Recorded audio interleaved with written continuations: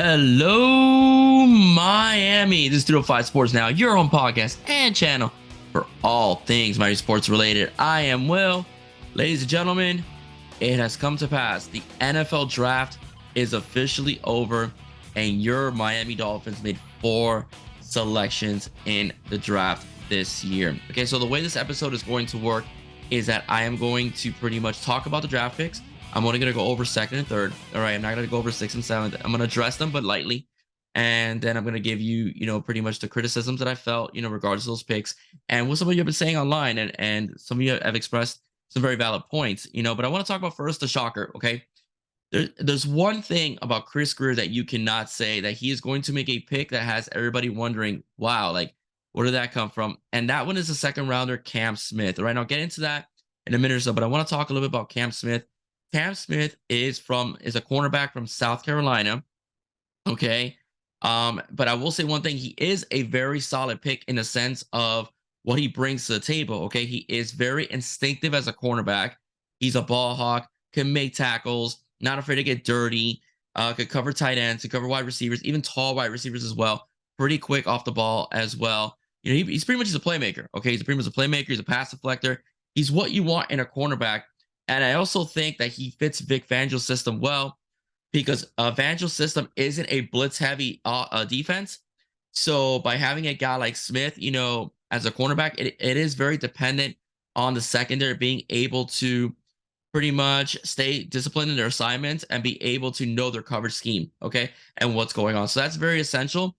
Considered very intelligent as well, like I just mentioned, and you'll be able to fit in very well because of the fact that he will be part of a very solid system. It's very cornerback friendly. In college, he had 91 total tackles, 6 picks. What stood out to me was the 18 pass deflections, all right, as well.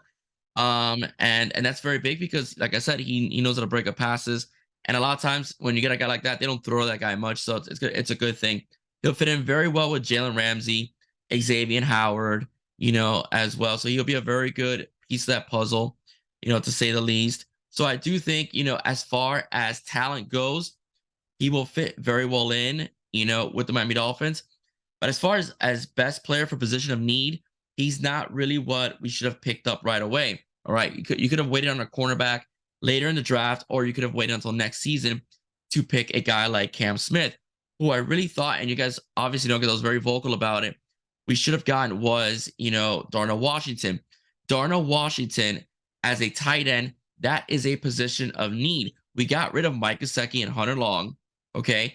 Darnell Washington fits everything on paper to what Mike McDaniel likes to do.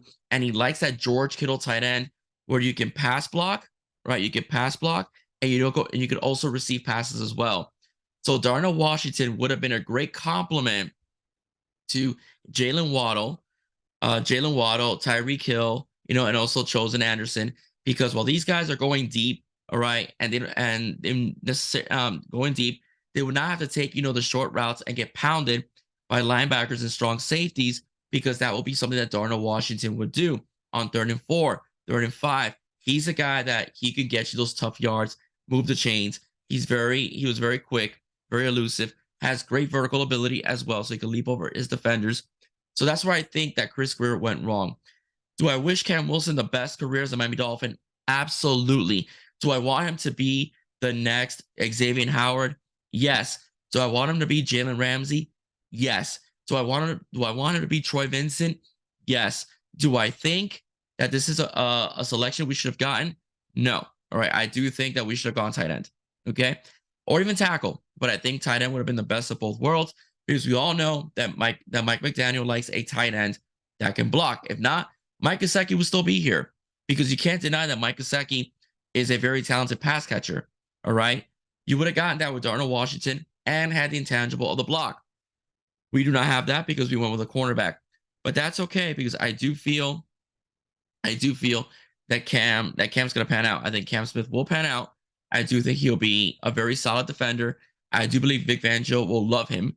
I do think this was a Vic Fangio decision, though. I do think he had a bit to do with it because of his scheme. But I do think that Vic Fangio in the end will be very happy with the selection of the cornerback. Now moving on. In the third round, the Miami Dolphins select Devon Achane. All right, Achane, if you guys remember, as a fan, he was pretty solid in the game against the U this year, and he is flat out electric. He's actually already the second fastest guy on the football team for the Miami Dolphins, only behind Tyreek Hill, of course. He's a guy that can run between the tackles, so he's not just, a one-trick pony that has to go outside. He can run between the tackles. If you miss him, he's gone. He can bounce it outside. Again, if you miss him, he's gone. He's also a running back that can pass catch as well. All right. And in open space, he'll be very extremely dangerous as well. So this is again, Mike McDaniel, we just talked about the tight end position. Now, as far as the skill position players go that are not tight ends, he loves speed. He loves wide receivers and his running backs to be absolutely electric, like Raheem Mostert. We had Chase Edmonds early in the season to work out, but he's also really fast as well. Then you have Tyreek Hill, Jalen Waddle, Chosen Anderson, that were selections because, they're on this team because of their speed. All right. Jalen Waddle was pre Mike McDaniel, but Tyreek Hill is a Mike McDaniel type of guy. Okay, we all know that. Actually, Tyreek Hill isn't every coach's type of guy because he could do it all, as a wide receiver. But going back to Achane was very statistically sound when he was at Texas A&M. 369 carries, 2,376 yards. This first career, by the way, he averaged over 6 yards per carry. Okay, so he was in the SEC, which is very defensively heavy. He averaged over 6 yards per carry. 21 rushing touchdowns. Again, like I said, he has fantastic hands. He's also great in the kicking game. So if you want to use him to return punts or in kickoff situations alongside Braxton Berrios, you could use him as well. So he's just a guy that he's just electric. He, as far as the fan base goes, if you like offense, he will bring you the offense. All right. And he will showcase his talents on Sunday. He is a true NFL type of running back.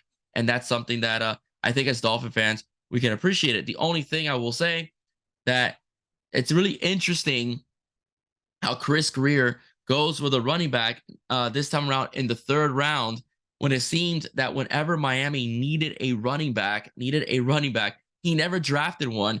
This is a guy, Chris Greer, who passed up, on a guy, like AJ Dillon, over in Green Bay right now.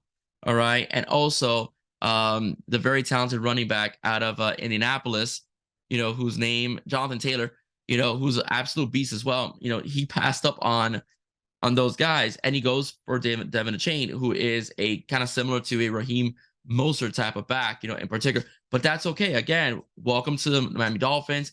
Extremely talented. I do like, him as a player. But again, I think in this time, you could have gone with an offensive lineman. You probably could have traded for Dalvin Cook, right? Dalvin Cook is a 1-3 back. Okay. He has all the intangibles of speed. He could also, run between the tackles as well. He could also pass catch as well. He can receive. He's a pretty talented receiving running back as well. So you could have gone that route, but you decided to draft Achane. And then whatever. I mean, as a player, he's going to be fine. But again, Tua needs protection. So I think an offensive lineman a little earlier, not in the 7th round, would have been a lot better. The Dolphins did address the tight end need, okay, and the tackle need as well. But in the 6th and 7th round, in the sixth round, they went with the tight end / wide receiver Elijah Higgins from Stanford, and then the last player picked in the 7th round was Ryan Hayes out of Michigan. Now, 7th rounders usually don't make the team. Ryan Hayes has a chance because Michigan has a knack for producing pretty good offensive linemen. That Big Ten line is very strong. But again, I would have rather it been earlier. But then again, just to say, I am happy that the Miami Dolphins, whom they selected, I'm happy with rounds 2 and 3 in terms of talent.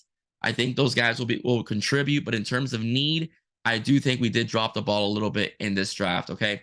Darnell Washington is going to be a great security blanket for Kenny Pickett over at Pittsburgh. That's all I really got to say. But again, welcome to Miami. I know I sound like a little passive, but a little aggressive here. I understand that, but I'm just giving you my perspective. A lot of you are saying the same thing online, in the Twitterverse, on Facebook, and so on. I'm happy. Look, I'll be, if Cam, like I said, if Cam Wilson turns out to be Javon Holland, all will be forgotten. But I do think that we need a tight end. All right. And Elijah Higgins is more of a Mike Gesicki than he is a George Kittle. All right. That's all I got. That's all I really got to say. All right. Ladies and gentlemen, that's it for me. If you like what you heard, please don't forget to like, share, and subscribe to 305 Sports Now. Stay safe. God bless. See you soon. And go Fins.